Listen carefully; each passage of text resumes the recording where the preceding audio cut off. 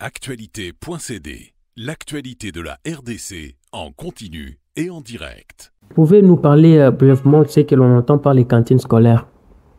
Bon, le service de cantines scolaires sont des dispositifs chargés de la préparation des repas pour les ouvriers ou bien pour les élèves dans une école. Donc, les écoles généralement disposent des réfectoires où sont pris ces repas par les élèves. Et c'est vraiment des dispositifs que les écoles organisent. C'est-à-dire, ce n'est pas un restaurant externe qui vient servir à l'école, ce n'est pas,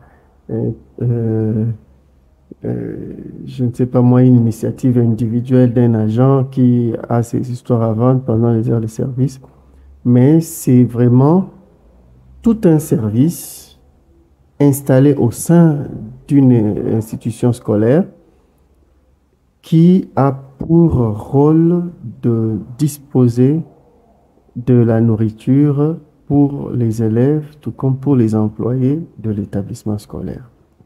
Et est-ce que vous savez quelque chose de l'historique de cantines scolaires en République démocratique du Congo? Eh bien, les cantines scolaires dans notre pays commencent bien avant même l'indépendance.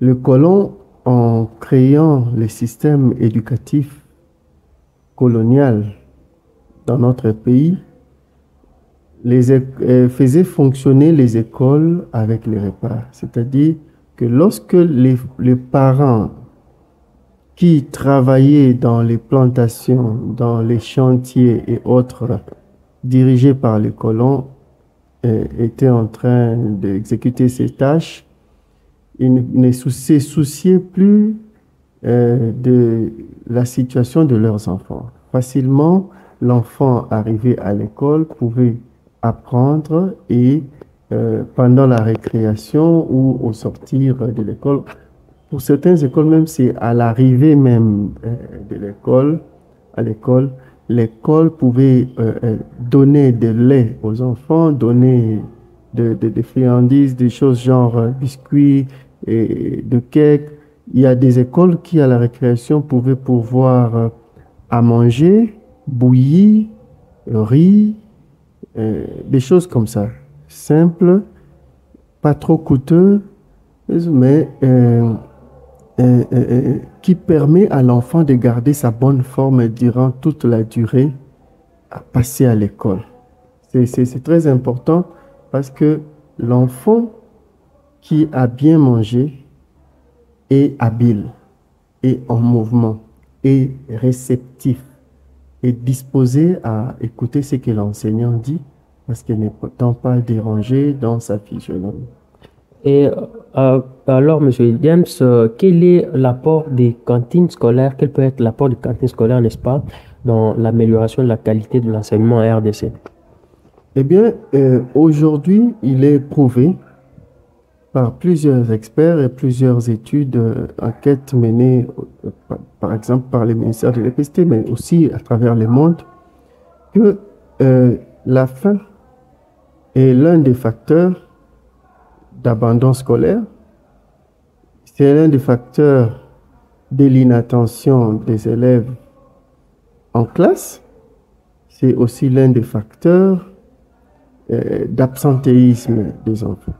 C'est-à-dire, vous verrez des enfants qui sont en classe, mais dont les pensées ne sont plus dans les cours que dispense l'enseignant, juste tout simplement parce que dérangés par la faim, parce que l'enfant n'a pas mangé en venant à l'école, l'enfant a faim, l'enfant est fatigué et les propos de l'enseignant ne sont que dérangement, bruit pour ses oreilles qui n'a rien d'autre que besoin de manger. Et il est prouvé aussi que à cause de la faim, beaucoup d'enfants préfèrent faire l'école buissonnière, rester avec les amis aux alentours, chercher des arbres, cueillir des mangues etc., demander les nourritures des autres enfants et, et beaucoup d'affres. Moi-même, je suis parent. À plusieurs reprises, mon fils revient. Non, papa, ma bouteille d'eau, c'est mon ami qui a bu ça. J'étais parti me soulager, je suis revenu. Il était en train de boire ma bouteille d'eau. À la récréation, il y a les élèves qui n'amènent rien. Et vous verrez, il y a d'autres enfants venir créer noise à celui qui a sa nourriture, soit pour les partager, soit pour prendre et s'enfuir avec. Et vous verrez les enfants se suivre dans la cour de la récréation, tout simplement parce que l'enfant a faim et que les parents n'ont pas disposé. Donc, pour assurer la qualité de l'enseignement, l'enfant doit être dans les meilleures prédispositions à suivre le cours. Et l'un des éléments majeurs qui prédispose l'enfant à mieux suivre les cours, c'est que l'enfant ait bien mangé, c'est que l'enfant puisse avoir le nécessaire avec lui. Que l'enfant déshydraté arrive à boire de l'eau, que l'enfant qui a faim arrive à manger quelque chose. Et vous verrez toute l'attention, toute l'habilité de l'enfant s'exécuter pendant les leçons en classe. Alors, parlons des valeurs ajoutées, donc des valeurs sur le plan social et environnemental des cantines scolaires vis-à-vis des apprenants. Bon, vous savez, d'un point de vue social, nous disons tous que ventre affamé n'a point d'oreille. Aujourd'hui, si nous avons même des enfants chégués, si nous avons même, malgré la gratuité des enfants hors système scolaire, ces phénomènes persistent dans notre société, entre autres, pour des questions liées à la faim, au manque de nourriture. Un enfant qui n'a pas mangé n'est pas enthousiasmé d'aller à l'école, de rester de 7h30 jusqu'à 12h, concentré à suivre des leçons, à répondre, à faire des travaux dirigés. Cet enfant-là n'a pas d'oreille, cet enfant-là n'a pas son intérêt dans l'école. C'est ainsi que même dans les villages et autres, vous voyez bien que il y a beaucoup d'enfants qui préfèrent aller directement, soit dans les champs, soit dans l'agriculture avec les parents, parce qu'il peut avoir une pause, il peut cueillir, c'est pas moi, les patates, directement là, les manger, ils peuvent pêcher les poissons, les brûler et les manger, etc.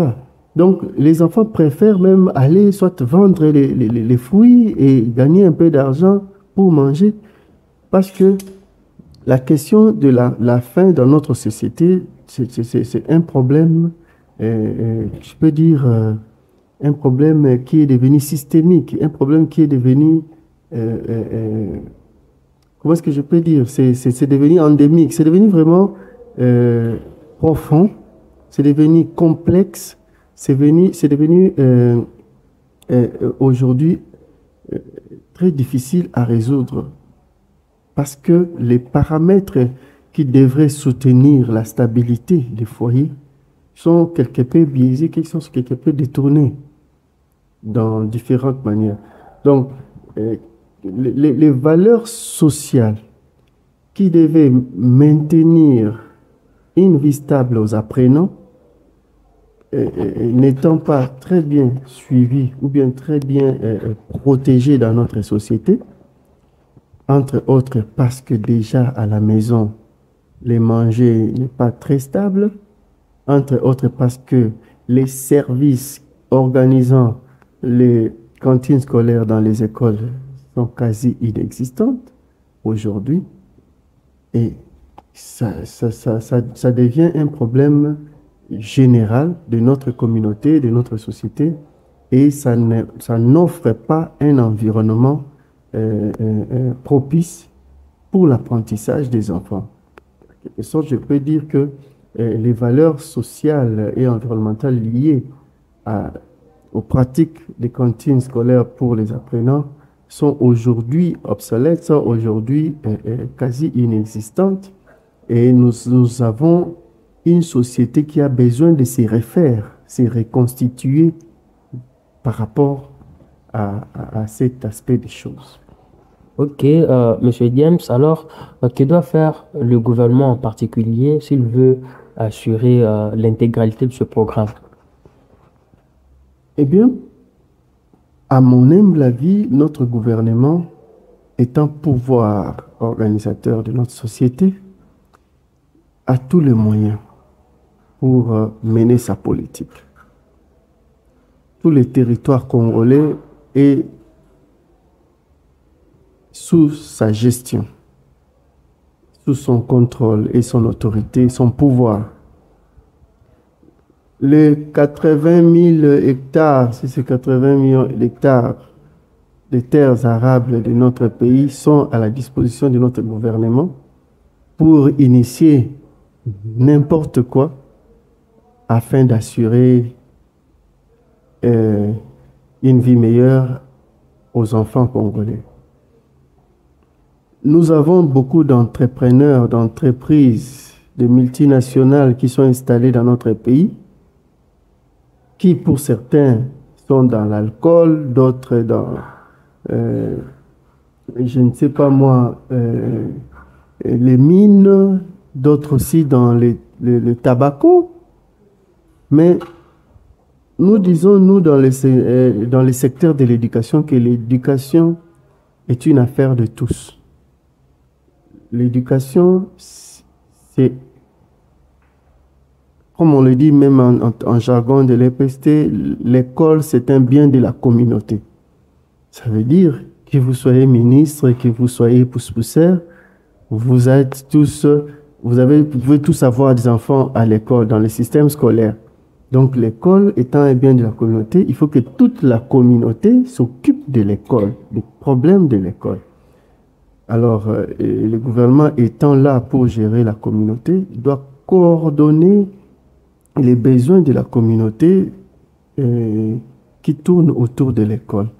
Alors, de ce fait, moi, je pense que comme les ressources de notre pays est quelque peu déficitaire, nous avons tout le temps demandé, par exemple, qu'il y ait 30% du budget national qui soit consacré à l'éducation.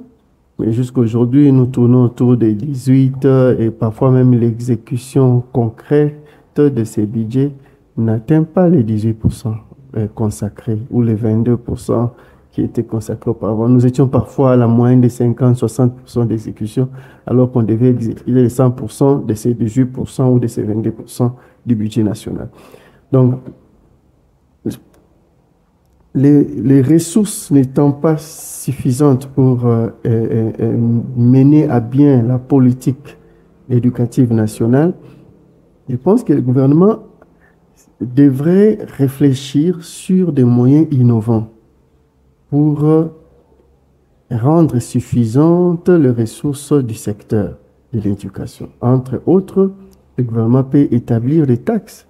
Par exemple, dans certaines sociétés, comme il est déconseillé de s'enivrer et de prendre de l'alcool, sur tous les produits alcooliques, on bombarde des taxes qui peuvent rendre ces produits-là un peu chers.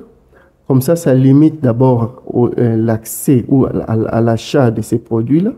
En même temps, les taxes sont versées dans le système éducatif pour que les citoyens soient construits intellectuellement.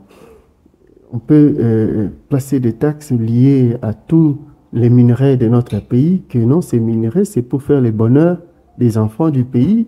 Et chaque fois qu'un minerai est vendu, tel pourcentage doit revenir à l'éducation.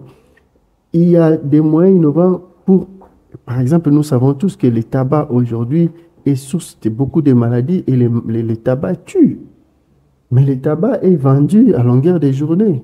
Et il y a même des publicités qui tendent à valoriser la prise de tabac dans la société.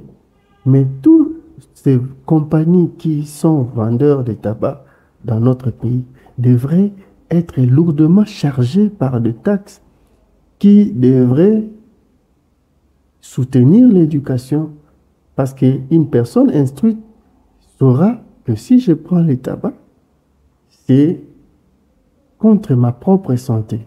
Donc, il le ferait ou ne le ferait pas en âme et conscience. Et au lieu de les prendre avec ignorance, tout en n'étant pas à mesure de supporter les maladies que ces produits peuvent créer dans sa santé. Donc, je pense que le gouvernement devrait s'impliquer très sérieusement et voir aujourd'hui le président de la République remettre cette question-là sur la table et réveiller tout le monde qui semblait déjà s'habituer à la normale, à la situation qui était anormale. Et je pense que le président pense aux besoins primaires, aux besoins clés de la population. Et une population qui mange bien apprendra avec conséquence.